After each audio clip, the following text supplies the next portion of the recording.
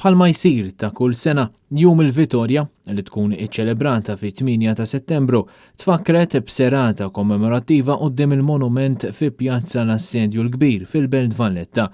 F'dan il-jum titfakkar kemm ir-rebħa tal-Maltin u l-Ordini ta' San Ġwan fl-Assedju l-Kbir tal-1565 magħruf bħala fost l-aktar imdemmija li qatt seħħew, kif ukoll it-tmiem tal-assedju fuq Malta fit-tieni Gwerra Dinjija. Għal din l-okkażjoni diskors kommemorattiv sar minn notar Miriam Spiteri de Bono li kienet l-ewwel u sissa l-unika speaker femminili tal-Kamra tar-Rappreżentanti. Fid-diskors tagħha Spiteri de Bono tkellmet dwar il-qtil ta' Daphne Caruana Galizia fejn fakret li dan l-assassinju kien marbut ma' xogħol investigattiv tagħha fejn saħqet dwar l-importanza tar-raba pilastru tad-demokrazija.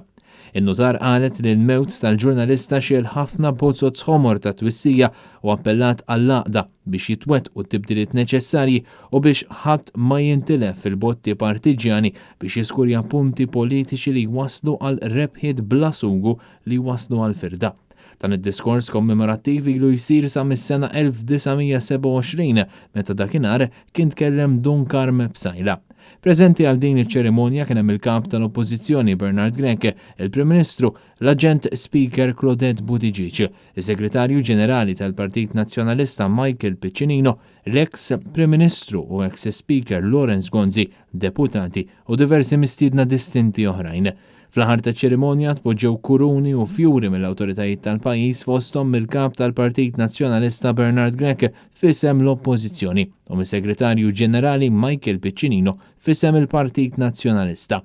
Il-banda tal-Forzi Armati fetħet u għalqet is-serata bl-innu Malti.